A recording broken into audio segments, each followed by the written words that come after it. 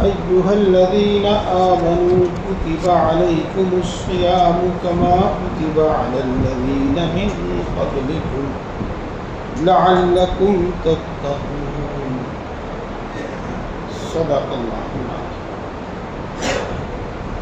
محترم بزرگوں اور دوستوں، اس وقت قریب آدھا گھنٹہ قرآن پاک کی تفسیر ہوگی۔ اس میں بھی ہمیں دلچسپی سے بیٹھنا چاہیے،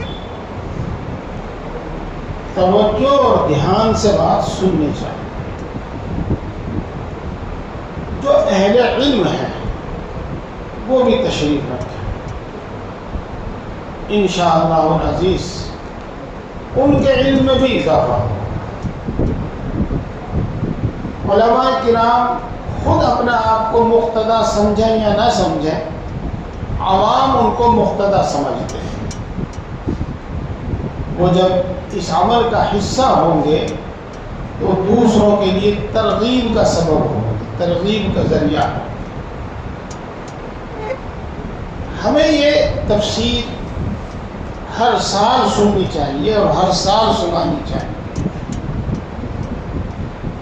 اس واسطے کہ جب تک یہ عمل رہے گا، قرآن پاک کی آیت شریفہ اور قرآن پاک کی اس آیت شریفہ کا مفہوم ہمارے دلوں میں، ہمارے ذہن میں موجود رہے گا، زندہ رہے گا،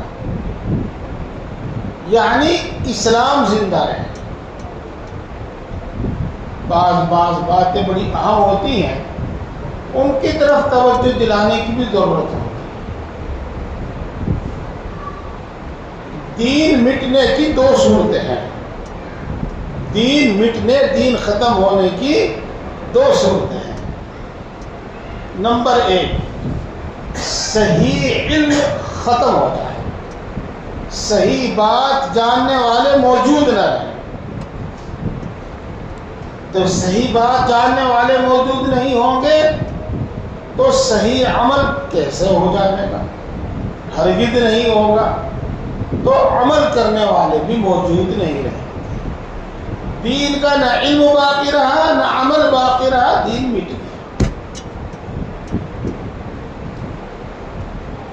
اور دین مٹنے کی ایک شکل یہ ہوتی ہے کہ اس پر عمل کرنا بند ہو جائے، عمل کرنا ختم ہو جائے۔ جب عمل نہیں ہوگا تو علم کی ضرورت باقی نہیں رہے گی۔ سمجھ رہے بھائیا؟ جب عمل نہیں ہوگا تو علم کی ضرورت باقی نہیں رہے گی، لہذا پھر علم بھی ختم ہو جائے گا۔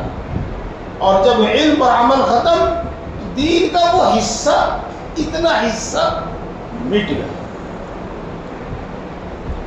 دین کو باقی رکھنے کے واسطے، دین کو زندہ رکھنے کے واسطے اور دین کی حفاظت کے واسطے پورے دین کا اور دین کے ہر حکم کا علم ضروری اور اس پر عمل ضروری، اور یوں کہو کہ اس کا چرچا ضروری۔ چرچا کا مطلب آپ سمجھتے ہوں گے، چرچا ضروری۔ چرچا کا مطلب کہ ہر بالغ، نابالغ، عالم، جاہل، سمجھدار، بے وقوف، سب کو اس کی معلومات رہے، یہ مطلب ہوتا ہے چرچا۔ دیکھو ایک حدیث پاک کثرت سے ہم سنتے ہیں، من احیا سنتی عند فساد امتی فلہ اجر 100 شہید۔ جو آدمی کسی ایک سنت کو زندہ کرے جب امت کے اندر بگاڑ اور فساد ہو تو اس کو 100 شہیدوں کا ثواب ملتا ہے۔ آپ کے ذہن میں ضرور خیال آیا ہوگا، جو شخص بھی اس کو جانتا سنے گا اس کے دل میں ضرور خیال آئے گا کہ مردہ سنت کو زندہ کیسے کیا جائے۔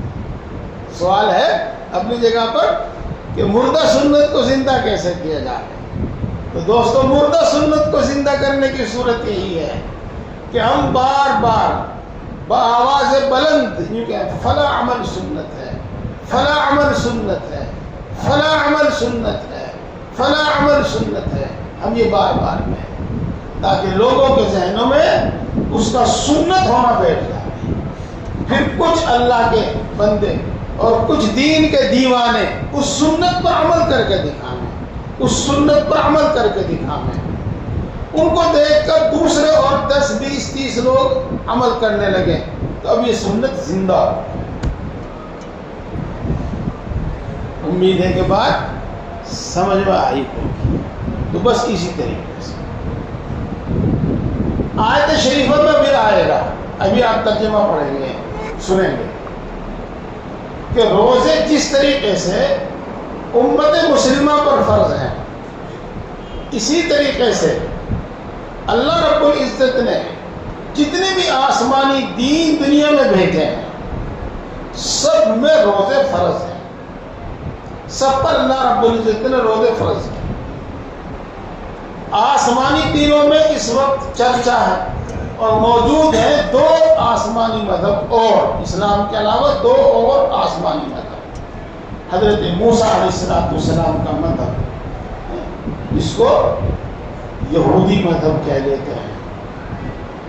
حضرت عیسیٰ علیہ السلام کا مذہب، اس کو نصارہ کا مذہب کہہ سکتے ہیں۔ قرآن پاک کی آیت شریفہ بتاتی ہے کہ جس طریقے سے اس امت مسلمہ پر روزے فرض ہیں، اسی طریقے سے ان امتوں پر بھی روزے فرض ہیں فرض، لیکن آپ آج ان کی کتابوں کو ٹٹولیے، آپ کو ان میں متعین طریقے پر یہ نہیں ملے گا کہ کون سے زمانے کے روزے اللہ رب العزت نے ان پر فرض کیے اور کون سے دنوں کے روزے، کتنے روزے ان پر فرض کیے گئے تھے۔ کہیں کہیں اس کا تذکرہ ضرور ملتا ہے لیکن ان کے عمل میں کہیں نہیں ہے، اور یہ بات تو بالکل ان کی کتابوں میں لکھ دی گئی ہے کہ روزہ رکھنا اختیاری عمل ہے، اختیاری عمل ہے۔ حالانکہ قرآن پاک تو یہ کہتا ہے کہ روزہ رکھنا ان کے لیے اختیاری نہیں تھا بلکہ ان کے دل میں بھی لازم اور فرض تھا۔ میرے دوستو، دین کا یہ حصہ کیسے مٹا، اس میں تحریف اور تبدیلی کیسے ہوئی؟ وہ ایسے ہی ہوئی جیسے میں نے آپ کو بتایا، پہلے اس کا علم ختم ہوا پھر عمل ختم ہوا، یہ پہلے عمل ختم ہوا پھر علم ختم ہوا اور وہ حصہ مٹ گیا۔ پھر جب چند لوگوں کے درمیان اس کا علم باقی رہ گیا تو انہوں نے جس طرح چاہے اس میں تبدیلی اور تصرف کیا، جس طرح اس کو چاہا رد و بدل کیا۔ ایسا نہیں ہونا چاہیے، علم عام ہونا چاہیے، علم عام ہونا چاہیے۔ دوبارہ میں عرض کرتا ہوں کہ اس کا علم کس طرح ہو، ہر عالم کو، ہر جاہل کو، ہر بڑے کو، ہر چھوٹے کو، ہر عقل مند کو اور ہر بیوقوف کو یہ باتیں معلوم ہوں تاکہ کوئی شخص اس میں رد و بدل کرنے کی ہمت نہ کر سکے۔ میں اس کی مثال عرض کروں گا۔ بعض جگہ تراویح میں قرآن شریف سنانے والا حافظ صرف سنانے والا ہی ہوتا ہے، باقی مجمع میں مقتدیوں میں کوئی حافظ نہیں ہوتا، تو امام صاحب کی مرضی ہے جس طرح قرآن پاک پڑھے، چھوڑ کر پڑھے یا پورا پڑھے، اور غلط پڑھے یا صحیح پڑھے، اس کی مرضی۔ لیکن اگر مجمع میں اور مقتدیوں میں 10 حافظ ہیں تو جرت نہیں ہوگی امام صاحب کی قرآن پاک چھوڑ کر پڑھنے کی، جرت نہیں ہوگی امام صاحب کی غلط پڑھنے کی۔ پہلے تو جو سامع ہے، متعین ہے، وہ بولے گا، اور اگر امام صاحب اس کی نہیں لے گا تو جتنے صف میں حافظ ہیں سب چیخ پڑیں گے، سب بول پڑیں گے، امام صاحب کو نقمہ لینا پڑے گا۔ تو بس اسی طریقے سے علم دین اتنا عام ہو کہ کسی میں اس میں رد و بدل کرنے اور کسی میں اس کو تحریف کرنے کی ہمت نہ ہو، ہر ایک کو معلوم ہو اور عمل کا، علم کا چرچا ہو۔ اس واسطے ہمیشہ اس کی تفسیر سننی چاہیے اور ہمیشہ اس کی تفسیر کرنی چاہیے۔ اے ایمان والو، تم پر روزہ فرض کیا گیا ہے، ایک ترجمہ۔ دوسرا ترجمہ، اے ایمان والو، تمہارے ذمہ روزہ لکھ دیا گیا، کتیبہ لکھ دیا گیا، تمہارے ذمہ روزہ لکھ دیا گیا۔ یہ ترجمہ بھی بالکل صحیح ہے، اور تمہارے ذمہ روزہ فرض کر دیا گیا، یہ بھی ترجمہ بالکل اپنی جگہ صحیح ہے۔ اس واسطے کہ جب کسی چیز کا تاکیدی حکم دینا ہوتا ہے، تاکیدی، بہت تاکید کے ساتھ، بڑی اہمیت کے ساتھ، تو یہی ہے جی بس یہ تو آپ کے نام پہ لکھ دیا گیا، آپ کے نام پہ اتنا لکھ دیا گیا، تو وہ تاکیدی حکم ہوتا ہے۔ اس تاکیدی حکم کو ہی ہم فرض کہتے ہیں، فرض۔ اس لیے دونوں ترجمے اس کے درست ہیں۔ اے ایمان والو تم پر روزہ فرض کر دیا گیا، اے ایمان والو تمہارے روزہ لکھ دیا گیا، تمہارے اوپر روزہ لکھ دیا گیا، مطلب دونوں کا ہی، کما کتب علی الذین من قبلکم، جیسا کہ فرض کیا گیا تھا ان لوگوں پر، ان امتوں پر، یوں بھی ترجمہ صحیح ہے، جو تم سے پہلے گزر چکے ہیں، تاکہ تم متقی اور پرہیزگار بن جاؤ۔ ایک ایک بات پر انشاءاللہ کلام ہوگا۔ میرے دوستو آپ دھیان دیجئے، توجہ دیجئے، کچھ لوگ ڈائریکٹ ایک سوال کرتے ہیں، اجی یہ حکم قرآن پاک میں موجود ہے؟ ان کا مطلب یہ ہوتا ہے کہ اگر قرآن پاک میں موجود ہے تو اللہ کا حکم ہے، اور قرآن پاک میں موجود نہیں ہے تو اللہ کا حکم نہیں ہے۔ بلکہ وہ بڑی بے باکی کے ساتھ کہتے تھے یہ تو مولویوں کا، ملاؤں کا بلکہ بنایا ہوا ہے۔ نہیں، ایسا کسی بھی بات کو سمجھنے کے واسطے پہلے قرآن پاک کو سامنے رکھا جاتا ہے، اور قرآن پاک کو سامنے رکھ کر اس کو سمجھنے کے واسطے رسول اللہ صلی اللہ علیہ وسلم کی حدیثوں کو دیکھا جاتا ہے، اور رسول اللہ صلی اللہ علیہ وسلم اور صحابہ کے عمل کو دیکھا جاتا ہے۔ اس کے بعد ہی کوئی بات سمجھی جاتی ہے اور کوئی بات بتائی جاتی ہے۔ پھر شریعت کے احکام انہی دو میں موقوف نہیں ہے، بلکہ ایک بات اس کا ہے کہ اس کا ذکر نہ قرآن پاک میں موجود ہے، اس کا ذکر نہ حدیث پاک میں موجود ہے، لیکن صحابہ کرام رضوان اللہ تعالیٰ علیہم اجمعین کی زندگی میں وہ عمل موجود ہے۔ اس کو اجماع کہتے ہیں، اجماع۔ اور تیسری چیز ایک اور ہے، قرآن پاک کی آیات، احادیث پاک، صحابہ کرام رضوان اللہ تعالیٰ علیہم اجمعین کے عمل کو سامنے رکھ کر ہم کو خود فیصلہ کرتے ہیں۔ انشاءاللہ بات بتاؤں گا، اور کسی دن بتاؤں گا، آج بات لمبی ہو جائے گی۔ میں آج عرض کرتا ہوں کہ قرآن پاک کی اس آیت شریفہ سے تو معلوم ہوتا ہے کہ ہر مسلمان پر، مرد ہو یا عورت، ہر ایک پر روزہ فرض ہے، لیکن حدیثوں سے معلوم ہوتا ہے کہ اس میں سے بعض لوگ مستثنا ہیں، یعنی جن کے ذمہ روزہ فرض نہیں ہے۔ مثال کے طور پر نابالغ بچے، جیسا کہ صبح بتایا گیا تھا، وہ اہل ایمان ہے، مومنوں میں داخل اور شامل ہے، لیکن ان پر روزہ فرض نہیں۔ اسی طریقے سے ایک پاگل اور مجنون آدمی، وہ مومن ہے، مسلمان ہے، لیکن اس پر روزہ فرض نہیں۔ یہاں پر میں یہ بھی بتا دوں، اور آسانی سے بات سمجھ میں آ جائے گی کہ شریعت کی اصطلاح میں، شریعت کی زبان میں پاگل اور مجنون کسے کہیں گے؟ سمجھیں، جس شخص کو یہ معلوم ہو کہ رمضان آ گیا، اب رمضان چل رہا ہے، اور جس شخص کو یہ معلوم ہو کہ رمضان میں روزے رکھے جاتے ہیں، اور جو شخص یہ سمجھتا ہو کہ صبح صادق سے لے کر غروب آفتاب تک کھانا پینا، ہم بستر ہونا چھوڑنے کو روزہ کہتے ہیں، وہ عقل مند ہے، اس پر روزہ فرض ہے۔ جس کو اتنا بھی معلوم نہیں کہ رمضان آ گیا، جس کو اتنا بھی معلوم نہیں کہ روزہ کس کو کہتے ہیں، تو وہ مجنون اور پاگل ہے، اس کے ذمہ روزہ فرض نہیں ہے۔ اسی طریقے سے کچھ لوگوں کا ذکر تو آیت شریفہ میں آئے گا، اور انشاءاللہ مسائل کے دوران بھی بات بتائی جائے گی۔ اسی طریقے سے اگر عورت حیض کی حالت میں ہے، حیض کا زمانہ ہے، تو اس پر روزہ فرض نہیں ہے، اگر وہ روزہ رکھنا بھی چاہے گی تو روزہ نہیں ہوگا، بلکہ روزہ رکھنے سے وہ گناہ گار۔ اسی طریقے سے اگر عورت کو بچہ ہوا ہے، بچہ پیدا ہونے کے بعد خون آ رہا ہے، جس کو نفاس کہتے ہیں، نفاس، اور اس عورت کو نفسا کہتے ہیں۔ میں نے صبح بھی عرض کیا تھا، میں اب بھی عرض کرتا ہوں، یہ کچھ اسلامی الفاظ ہیں، اصطلاحات ہیں، ہمیں یہ یاد ہونی چاہیے، ہمیں یہ سمجھنی چاہیے، بولنی چاہیے۔ حیض، نفاس، بہرحال حیض والی عورت اور نفاس والی عورت، اس کے ذمے بھی روزہ رکھنا نہیں ہے۔ اگر وہ روزہ رکھے گی تو روزہ نہیں ہوگا۔ البتہ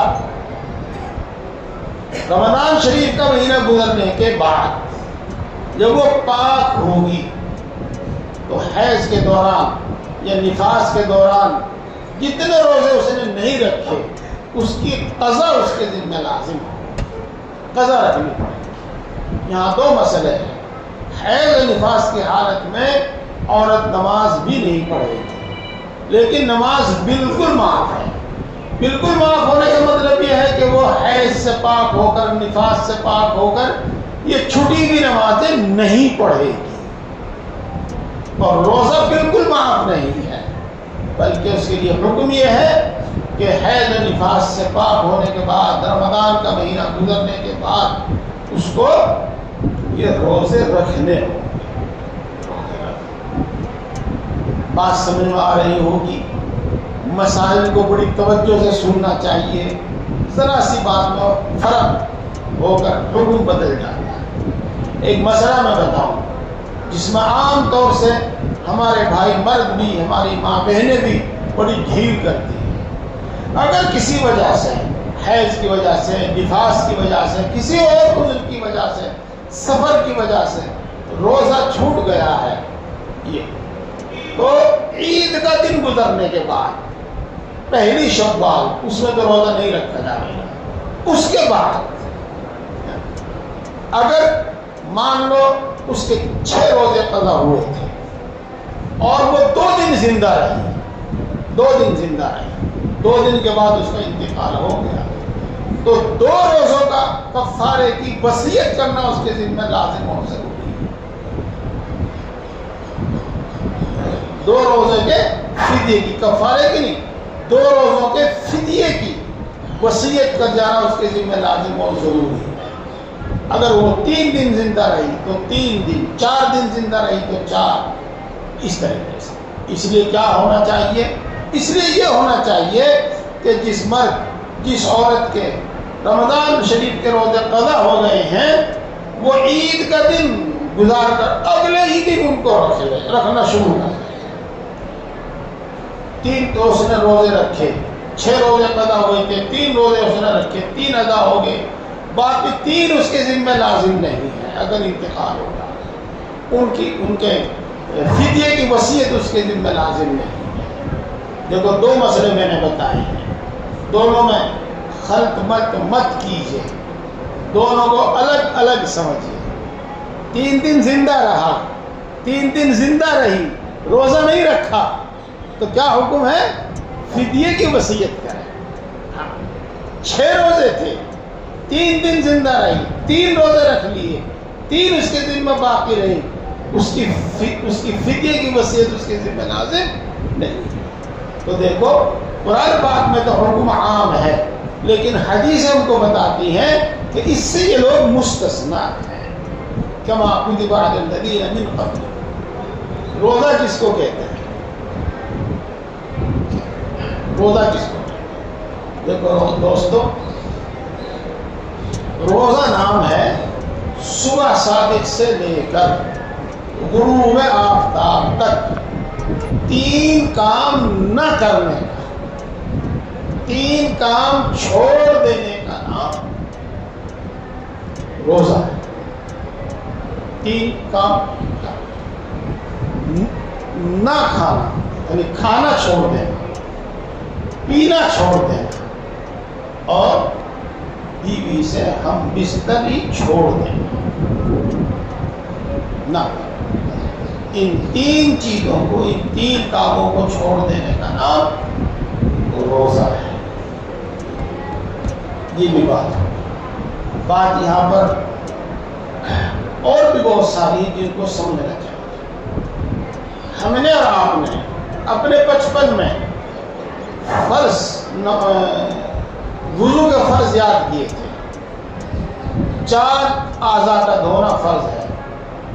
کونیوں تک دونوں ہاتھ دھونا، پیشانی سے لے کر ٹھوڑی کے نیچے تک، ایک کان کی لو سے دوسرے کان کی لو تک چہرہ دھونا، سر کا مسح کرنا، ٹخنوں تک دونوں پاؤں دھونا، یہ ہم نے پڑھا تھا.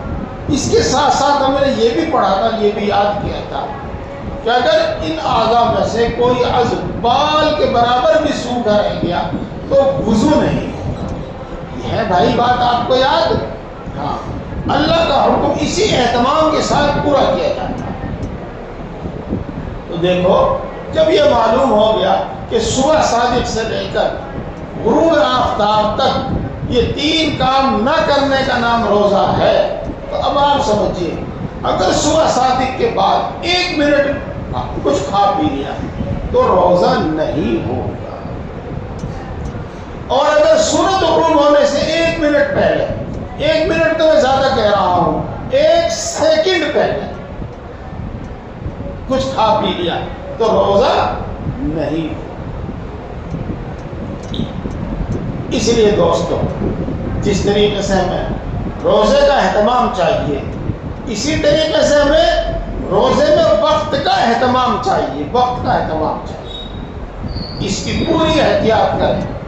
احتیاط کا مطلب آپ سمجھتے ہوں گے، اس میں پوری چوکسی برتیں، پوری بیداری برتیں کہ صبح صادق کے بعد 1 لمحہ بعد، 1 سیکنڈ بعد بھی کچھ نہ کھائیں، اور غروب آفتاب سے 1 لمحہ پہلے، 1 سیکنڈ پہلے بھی کچھ نہ کھائیں.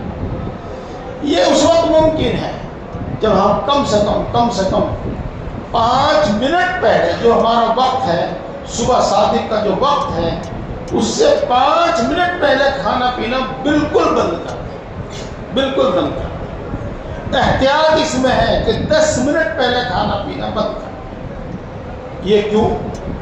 دیکھو، آج کل گھڑیاں بڑی صحیح چلتی ہیں، لیکن جس طرح آپ نے سیٹ کیا ہوا ہے وہ اسی طرح چلتی ہے.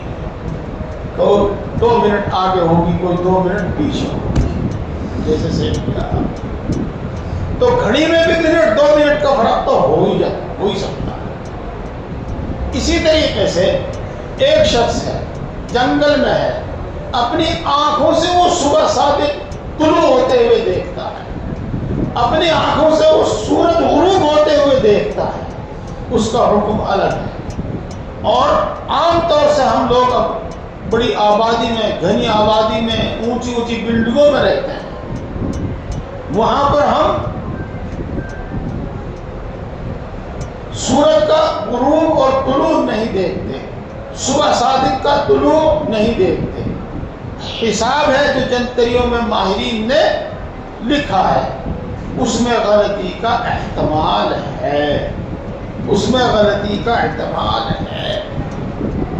یہ بات میں کسی وجہ سے کہہ رہا ہوں، دھیان دے کر سنو. اور اس کی مثال میں آپ کو بتاؤں، دنیا کا کوئی بھی حساب ہو، ماہرین اس میں کہتے ہیں کہ اس میں اتنے % غلطی کا احتمال ہے، اتنے % غلطی کا احتمال ہے. یعنی یہ بات طے شدہ ہے کہ حساب میں غلطی کا احتمال ہوتا ہے. لہذا جو حساب نیٹ پر ڈال دیا گیا ہے، کتابوں میں چھاپ دیا گیا ہے، اس میں بھی غلطی کا احتمال ہے. تو 2 احتمال ہیں، ایک گھڑی میں اور ایک جنتری میں. اس لیے اب ہم اگر 1 لمحے کی، 1 منٹ کی تاخیر سے بھی بچنا چاہتے ہیں تو احتیاط اس میں ہے کہ 5 منٹ پہلے تو کھانا پینا بالکل چھوڑ دیں. اور اسی طریقے سے چونکہ افطار میں ہمیں جلدی کرنے کا حکم ہے، تو اس میں غروب کے 3 منٹ کے بعد علماء کرام کہتے ہیں کہ افطار کیا جائے، تاکہ یہ بات یقینی ہو جائے کہ سورج غروب ہو گیا ہے اور ہم نے غروب سے پہلے روزہ نہیں کھولا ہے. اللہ تعالیٰ ہم سب کو صحیح سمجھ اور عمل کی توفیق عطا فرمائے. باتیں بڑی کام کی آ گئی ہیں، اللہ عمل کی توفیق عطا فرمائے. اگلی بات نہیں شروع ہوگی اس کو بعد میں شروع کرتے ہیں. اب دعا کرنا ہے. دوسرے اوقات میں بھی کچھ عمل ہوتا ہے لیکن اس وقت تفصیل سے دعا کریں گے انشاءاللہ. ہر دن روزے دار کی دعا قبول ہوتی ہے. اس میں ضروری نہیں کہ جو افطار کے وقت ہم کر رہے ہیں وہی دعا قبول ہو، بلکہ 24 گھنٹے میں ہم نے جو دعائیں مانگی ہیں نہ معلوم ان میں سے کون سی دعا قبول ہو، کون سی دعا قبول ہو. تو اس وقت جو ہم دعا کر رہے ہیں یہ بھی اسی امید میں کہ اللہ تبارک و تعالیٰ روزے کی برکت سے ہماری یہ دعا قبول کرے. افطاری سامنے رکھ کر ہم دعا کرتے ہیں، اس وقت بھی کر سکتے ہیں، اس کی بھی کوئی ممانعت نہیں ہے. ہاتھ اٹھانا چاہے ہاتھ بھی اٹھا سکتے ہیں، بغیر ہاتھ اٹھائے مانگنا چاہیں بغیر ہاتھ اٹھائے بھی مانگ سکتے ہیں. لیکن حضرت مولانا مفتی سعید احمد صاحب پالن پوری رحمۃ اللہ علیہ فرمایا کرتے تھے اور ان کی بات واقعی دل کو لگتی ہے کہ وہ دعا جس کی قبولیت کا اللہ تبارک و تعالیٰ نے وعدہ فرمایا ہے وہ ہے جو روزے کے عین افطار کے وقت کی جائے. یعنی جب آپ دعا پڑھ کر کھجور منہ میں رکھ رہے ہیں اس وقت آپ دل میں کچھ بات سوچ لیجئے گا، یہ بالکل عین روزے کے افطار کا وقت ہے، اس کی قبولیت کی زیادہ امید ہے. الحمدللہ رب العالمین الرحمن الرحیم مالک یوم الدین والصلاة والسلام علی سید الانبیاء